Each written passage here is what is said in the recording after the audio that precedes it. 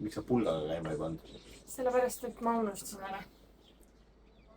Ja siis jääb see lahe efekt, et ma vajutasin käima. See. See jah. Okei. Päev. Ma tahaks öelda 20. Ma tahaks ka vist öelda 20. Oleme jõudnud sellisesse linna nagu Thessaloniki. Me oleme 3 nädalat teel olnud. Päris hull jah. 2 päeva oleme olnud nüüd Kreekas. Ja ütleme niimoodi, et Albaaniast Kreekasse sõitmine oli ikka natuke kergendustunne. Jah. Et Albaania vastu mul ei ole tegelikult otseselt mitte midagi, lihtsalt see rämps, mis seal on ja tegelikult ka sa tajud ära, et need Balkani riigid on ikkagi natukene turisti nagu, mitte vaenulikud, aga nagu tahetakse petta kogu aeg turiste. Natuke jäi jah siuke tunne Albaanias. See skämmamise tunne jääb jah. Nagu kõik oli kogu aeg nagu natukene liiga kallis. Ja võib-olla ka mitte nagu liiga kallis, vaid info oli peidetud. Ja iga liigutus maksis juurde midagi. Ja, et kui me käisime seal, mis iganes see klooster oli enne Albaaniast välja. See oligi üleeile. Ei pidanud eile. Jah, eile. Enne Kreeka piiri. Just enne Kreeka piiri oli mingisugune suur... Kirokastro või mingi selline. Jah, linnus, ütleme niimoodi linnus selline linn või väikene küla, mis seal müüride vahel võis olla ja 45–70 mingisugune aastatel oli see ka vangla, kuhu pandi kommunistide vastased vangid. Ja siis me käisime seal muuseumis, väga tore oli, seal oli hullult palju mingisuguseid haubitsaid, nagu korralikud kahurid. Ja piltid vist. Ja kelli tegi pilte ka ja siis oli nagu seal sees olid sellised erinevad muuseumid, et midagi nagu väga üüratud kallistega otseselt midagi ei olnud, aga lihtsalt iga lisanduv külastus on eraldi pilet. Ja, et see on nagu linnus oli piletiga ja siis nagu iga see asi, mida sa veel tahtsid vaadata, oli piletiga. Otseselt nagu jäigi selline mulje, et justkui sa lähed sinna müüride vahele ja siis saadi sind sinna lõksu, jess. Ja nüüd hakatakse nagu iga asja eest rohkem raha. No ja, et kui sa juba nagu kohal oled, et siis küsime veel. Et anna kohe mulle see info kätte, et siin on veel need muuseumid ja nende lisatasu eest ja kõike. Et siis ma oleks hea meelega läinud, aga siis me ei teadnud, et äkki seal muuseumis on veel omakorda veel midagi ja veel. Et mulle see info peitmine ei sobi. Igatahes, Kreekasse jõudsime suhteliselt valutult, piiri järjekord oli natukene, huvitavalt oli pikem Kreeka pool.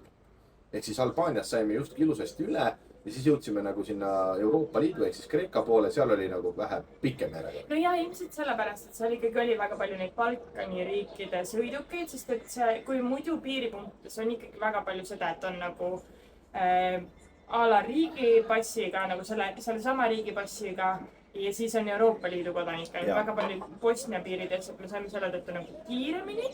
Siis Kreeka poolel oli see, et kõik passid olid nagu ühes järjekorras. Ja siis olidki, kuna nagu Albaaniast tulles peab siis nagu sõidukeid ka deklareerima ja nii edasi. Tegelikult kontrollitigi. Kreeka pool kontrolliti ka, et sõidukid olid kohe kõrvale tõmmatud ja pagassid lahti ja nii edasi. Ja ma saan sellest nagu aru, aga see lihtsalt oli väga kaootiliselt organiseeritud.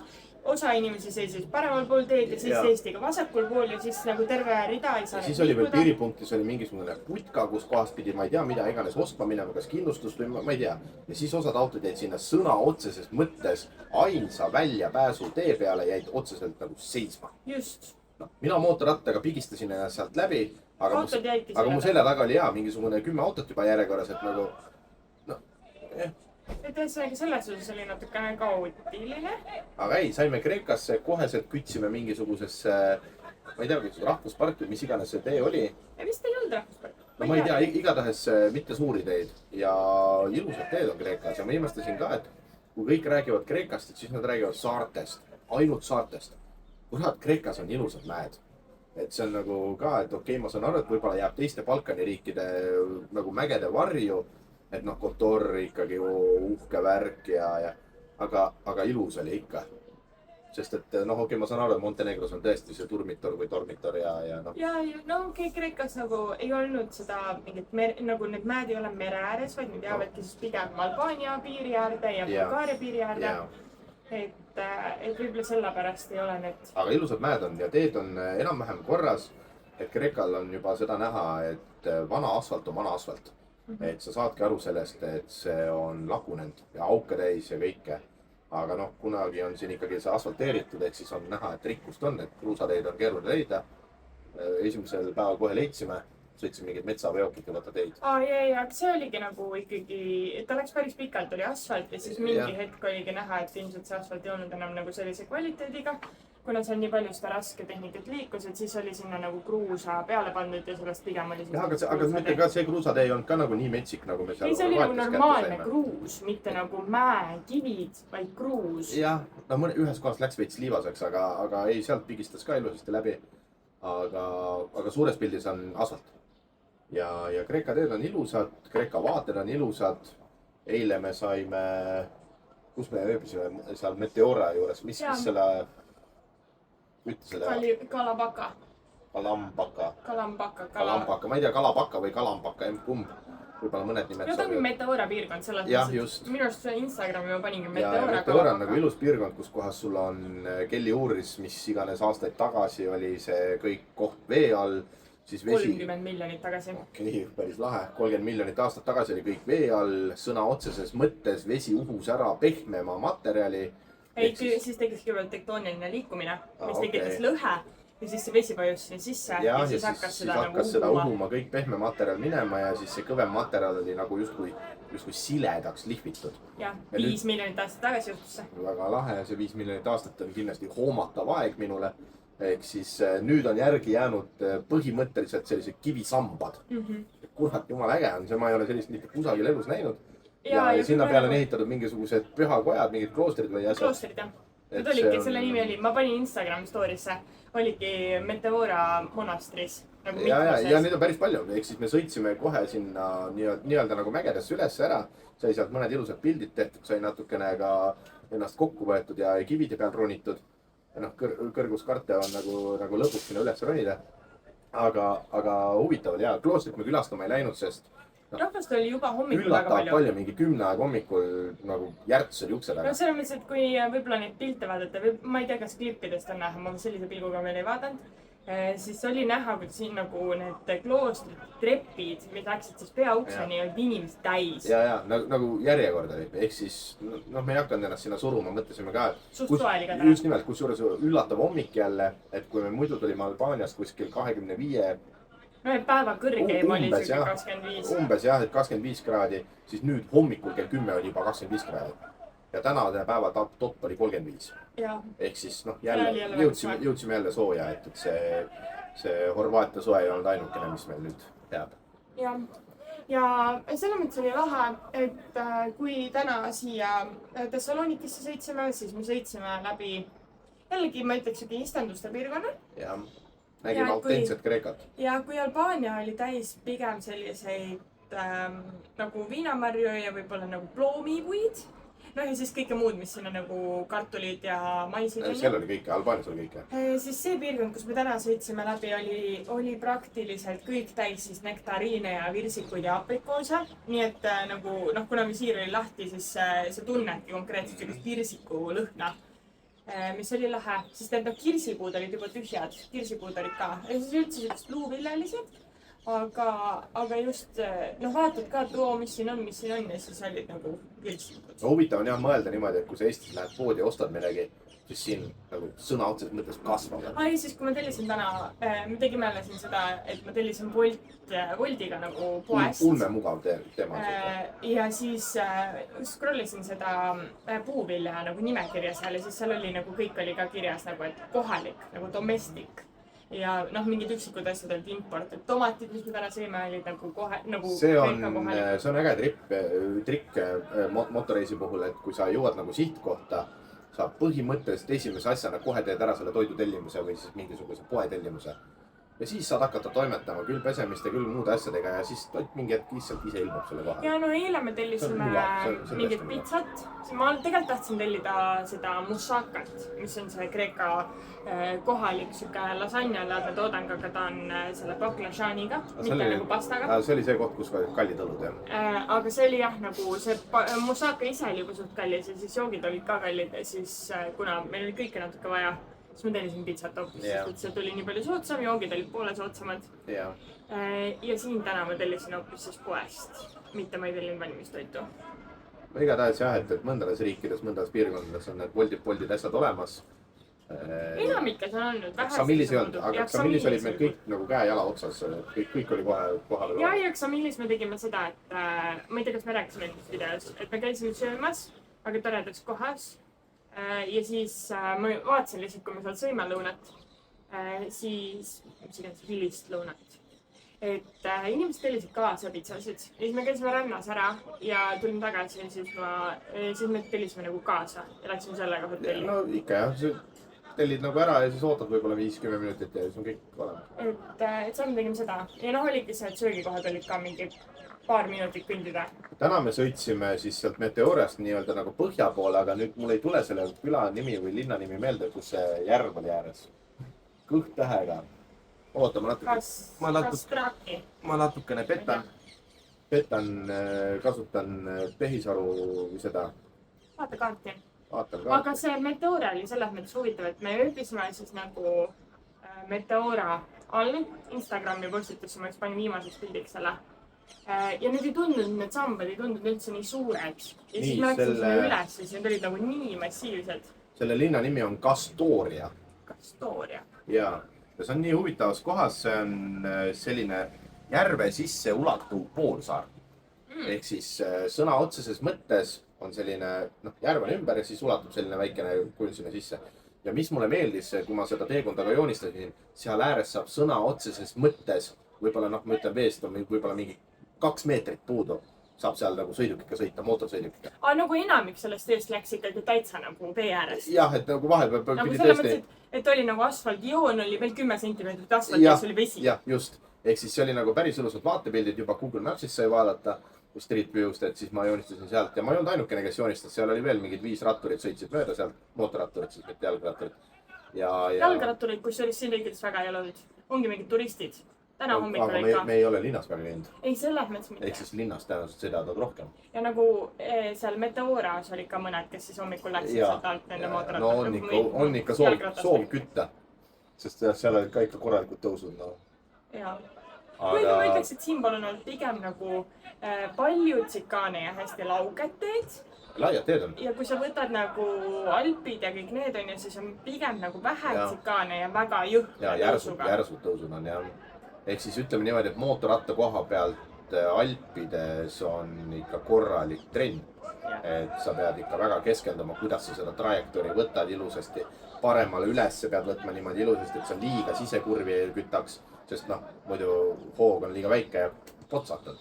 Siin on ruumi küll, aga. Meil on väga palju neid videosi sotsiaalmeedias, kuidas need fotograafid, kes Alpides on teevad videosi sellest, kus mootorratturid potsatavad. No ega seal ei olegi nagu, see ei ole valus kukkumine, lihtsalt nagu potsatad. Loomulikult, kui sul ei ole mingit raami ümber, nii-öelda kaitseraami. No siis on nagu ratast valus vaadata. No jah, siis on suunatuled lähevad katki ja kõik asjad, aga kui sul on mingi metallraam ümber, siis ei juhtu midagi. Kerged kriimud on ainult kaunistab. Ja täna siis jõudsime Thessalonikisse, me sõitsime veel Kreeka sealt nii-öelda nagu põhja poolt sõitsime. Aga ega ma väga pikalt ei joonistanud, sest homme meil on hommikul kohe mootorratta hooldus kell 8 lähme remondi kohta. Ehk siis me täna peame natukene võib-olla varem magama minema ja hommikul varem ärkama. No see on ka võib-olla põhjus, miks me siis nagu suurlinna tulime, sest me ikkagi oleme, Dubrovnik oli meil nagu põhjusega valitud 0 päev on ju, Xamil samamoodi. Dubrovnik ei ole suur linn, Dubrovnik on turistilinn. Jah, no kuigi ta ulatub väga laiali. Ei, ma saan aru, aga kui me räägime suur linnas, siis on ikkagi, no mis seal on, see Split on näiteks suur linn. No ja Puulas me olime ka. Ja Puulas ka, aga no Puulas me ei käinud linna peal, et see on nagu. Aga see oli nagu põhjus, miks me võib-olla siis Thessalonikisse tulime, muidu me ei oleks siia tulnud, sest see on ikkagi väga suur linn nagu ka ja suur sadamalinn. Uskumatu, kui ma siia sisse sõitsin, siis mul oli ka, et nagu kõigepealt hooned on kuskil mäenõlval. Sa näed juba kaugelt ära mäenõlval. Ja siis sa jõuad mingisugusest künkast üle, siis saad aru, et see ei ole veel kõik. Siis on hooned veel kuskil allpool ka. Ja siis sa jõuad veel ühest natukene allapoole, siis näed merd ja näed sadamat. Kurat, see on suur koht. Ma ei ole muidugi uurinud, palju siin elanikke on. Ma arvan ka, et mingi 200 000 võib-olla isegi selle 400 lähedale. Võib-olla on rohkem, ma ei tea. Aga suur koht tundub. Kõrghoonestikku nagu ulme palju ei ole. Jah, aga see on üldse võib-olla lõunamaade teema, et siin väga palju ei olegi. Ateenas võib-olla natuke rohkem. Võib-olla, jah. Aga siin näiteks meie kortermaja, me oleme 5. korrusel. Ja näeb vägagi üle katuste. Kas me oleme viimasel korrusel? Ei ole. Et siin on veel. aga me oleme pigem siis nagu, võiks öelda linna ääres. Ma vaatasin neid kortereid nagu niimoodi, et esiteks on probleem, mida lähemale kesklinnale minna, siis ei ole parkimist. Või siis kui on parkimine, siis sa maksad veel 20 eurot näiteks juurde selle eest, et sul on parkimine. Väga tihti on see isegi nagu tänaval parkimine, mitte isegi nagu private parking, et kuskil garaažis. Selline võimalus võib ka olla, nagu meil oli äkki Euroopa reisil või? Sa mõtled Orvietot või? Ja Orvietot jah. Ehk siis sa jõuad majutuskohta, majutuskohad on kirjas, et private parking ja siis majutaja juhatab sind kuskile privaatsesse parklasse. Ja see võib olla majutuskohast kilomeeter näiteks, võib-olla isegi rohkem. Et see on eemal ja võib-olla tõesti on private, sest konkreetne Euroopa reisi Orvieto oli maa-alune parkla. Väga turvaline. Aga see oli jah nagu full vanalinn ka, see oleks müürid vahel. Ühel reisil meil oli kuskil, kas Krakowis või kuskil oli ka. Krakowis oli hotelli keldris. Ei, üks koht oli veel, äkki oli mingi Poola linn oli, kus kohas oli samamoodi, pidi ikkagi eemale sõitma ja viskasime kohvrid maha ja... Sest et Krakowis, kui me käisime koos, siis meil oli valitud selline hotell, kus oli liftiga, läks garaaži. See oli väga turvaline. Et sul oligi see inimene tuli hotellist välja, pani selle lifti tööle ja läksid lifti. Ehk siis see on ka üks põhjus, miks me väldime neid suurlinnu, sest et mootorratast mina ei julge tänavale jätta. Ma lihtsalt tean, kui lihtne on mootorratast ära varastada. Isegi kui ma panen selle mingi kettalukku, mis karjub nagu ma ei tea, mis iganes detsibellidel, siis ikka on seda väga lihtne kuskile bussi tõsta. Tulevad mingisugused 2-3 jummi ja lihtsalt tõstavad bussi ja sõidavad minema. Ja pärast tegelevad sellega. Ja pärast tegelevad, pärast lõikavad, pärast möllavad kõigega, pärast murravad seda lenksu lukku lahti ja kõik käib nagu... Normaalselt kütmine käib siin. Aga jah, ja siis oli siin nagu see probleem, lisaks sellele, et okei, võib-olla majutus isegi leiab, millel nagu, parkimine oli küll tegelikult suur probleem. Ja siis oli ikkagi reitingud olid võrdlemisi kehvad, ma ütleks, mida kesklinnal lähemale minna, et booking ikkagi viskas nagu punasesse juba. Ja siis läksid hinnad kõrgemaks, on ju. Ja ma vaatasin, oli küll üks koht, mis oli väga, nagu just kaardi peal väga lähedal selle remonditöökojale, kus mis hommikul peame olema. Aga sõitu näitas ikka umbes sama palju kui siit, sellepärast, et see oli kõik ühesuunalised tänavad. Ja siis juba lõpuks ei ole vahet, kas sul on 5 minti või 10 minti, sest et kõige tüütum on hommikul nagu üles ärgata, kohvrid külge panna ja sõitma hakata. See on kõige tüütum. Ja vahet pole, kas ma sõidan siin 5 minti kauem või 10 minti kauem. No ja see oligi kõige naljakam, et võib-olla nagu linnulennult oli see kaugus väga palju väiksem, aga see aeg oli mingi 7 minutit versus 12 minutit. Ja tõenäoliselt hommikul kell 8 ei ole siin nii suurt liiklust.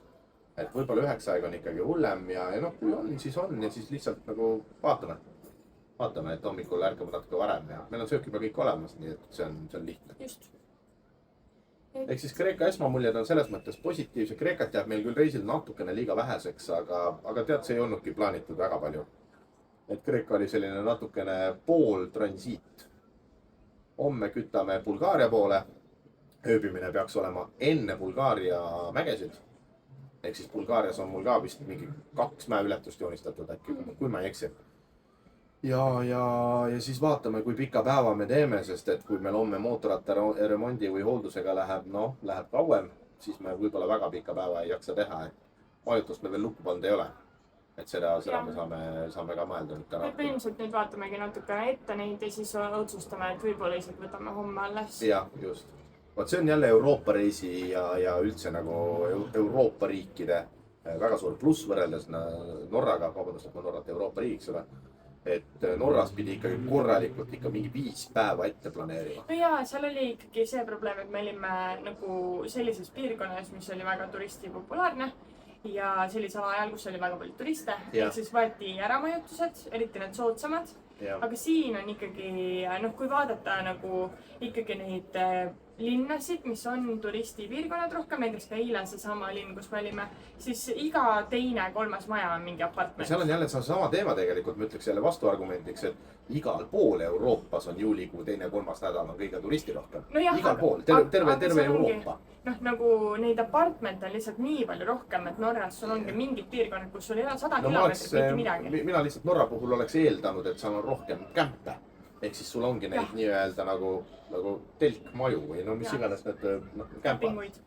ja võib-olla tõesti, et sul mingeid kortereid seal ei ole ja mingisuguseid apartmente ja kõike asju. no reaalsus oli see, et Norras oli väga palju neid suuremaid maju, et kui sa lähedki uuese seltskonnaga, aga siis neid oli palju, neid holiday house'e. seda maksta on päris krõbe, et ja Euroopas on põhimõtteliselt samal õhtul või noh, poole päeva pealt võid ka endale ööbimise. no jaa, et Euroopa reisi puhul me tegime seda ka paar korda.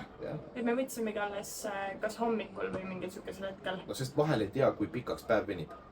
Vahel tõesti ei tea, et kui homne päev ka, et kui me ikkagi näeme, et hooldus alles lõpeb kella 12 aeg, no siis me 5 sotti ja peale ei küta. noh, 400 isegi on nagu väga-väga hull. Ehk siis jah. ja no selle kuumaga jääb kand nii kangeks. Mul kaob mõistus ära. Sest et see on hästi huvitav nagu, et kui sa sõidad isegi pikema vahemaa jahedama ilmaga, siis keha ei jää nagu valusaks. Et jaa, võib-olla liigesed jäävad kangeks, nagu eriti kui on jahe tuul või midagi, aga nagu selle kuumaga oleks täna kann nagu niimoodi valutama. Puusad läksid krampi, kõik asjad nagu nii ebamugav oli olla. Vahepeal meil oli jah, mingisugune 3 päeva või 4 päeva oli seda 25 kraadi vaata. Siis keha harjus jälle ära sellega. Aga ei, üllatav on, ütleme niimoodi, hetkel oleme võtnud kõik toad või noh, Kelly on otsinud kõik ööbimised konditsioneeriga. Aga konditsioneeriga on ka meil niimoodi, et me paneme 28 peale. Sest keha on juba harjunud selle soojaga ja paned 26 peale, no kurat külm hakkab. Et täiesti uskumatuna. Ehk siis ma täiesti mõistan seda, mis ma ka imestasin, et käid kuskil soojal maal, vaatad, väljas on 25 kraadi, mingid vennad panevad endale joppe selga. Sealt Albaaniast tulime ära ka, siis oli, kuna hommikul oli ikkagi mingi 17 kraadi. 17 oli vaja. Siis nagu päeva peale sõidad ringi, juba on soe, päike tuli välja, inimestel on mingid sulejopad kaenlas. Nagu keset juulikuud. Ehk siis ma tegelikult mõistan küll seda, et kui sul ikkagi on mingisugune päeva topp on kuskil 30+, võib-olla 35+, siis 25-ga hakkab jahe. No mingi päev meil oli selles mõttes, et see oligi seesama Montenegro päev, kus 39 ja 15 on ju. Et siis ikkagi 25 pealt juba läks nagu jahedaks ja siis veel sealt kukkuda 10 kraadi, et päris külm hakkas. Et noh, vaatame. Mulle tundus, et Bulgaaria prognoos läks paremaks, sest et täna vist ikkagi sadas seal päris palju vihma. See oli metsik, mis seal oli. Aga päeva peale oli seal juba suht rahulik ja homme ei näidanud üldse. No õnneks me veel Kesk-Bulgaariasse ei jõua. Oleme ikkagi rohkem lõunaosas, et vaatame, mis seal mägede pool on. Et lihtsalt mäed on natuke tüüdu. Homme jõuame otsapidi Bulgaariasse juba välja, siis on Bulgaaria mäed ja ma nüüd võib-olla valetan, aga võib-olla ülehomme jõuame uuesti Kreekasse. Minu arust väike nurk oli Kreekat ja siis oli kohe Türgi. Jah, aga ma ei mäleta, kas oli vahepeal oli ööbimine või mitte. Ma ei tea, see oli nii väike nurk. Kas otse Bulgaaria mägedega oli kohe otse Türki välja või mitte? Ma tahaks öelda, et oli, aga ma ei ole kindel. Võib-olla üks ööbimine oli vahel, sest need mastaabid on nagu kaardilt tunduvad hullult väiksed. Tegelikult, see väike lõik, 3 sotti. Jaa. Nagu mõtled küll, mingi väikene, mis see teeken on, 300 kilti lihtsalt. Nagu... Nüüd nende videotega ka, mis siin lõpus nagu jooksevad, siis ise vaatad, et oi, et nii pisike joon, vaata, aga siis reaalselt vaatad seda kilometraaži, mis me maha sõitsime ja siis mõtled nagu, kus kohas see tuli. Et mõtled, joonistad mingisuguse pisikese, samas Kastoriast Thessalonikisse 250 kilti. Nagu lihtsalt nagu pisikene joonekene, 250 kilomeetrit. Rohkem ma ei tea, kus ma Narvast Kuressaarde. Et see on nagu korralik. Et see on jah huvitav. Võt, aga ega ma ei tea, juhtus meil veel midagi põnevata. No hästi palju loomi oli meil nüüd 2 päevaga. Kitsed, lambad ja karjakoerad, kõik asjad. Ja siin on hästi tublid koerad, ma ütleks. Esiteks nad on sellised tähelepanelikud ja täna hommikul oli ka see hea näide, et oli mingi siuke lonkiv koer keset seda Meteora linna.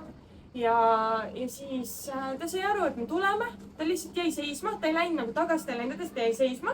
Ta ootas, kuni me mööda manööverdame ja siis kõnnis edasi.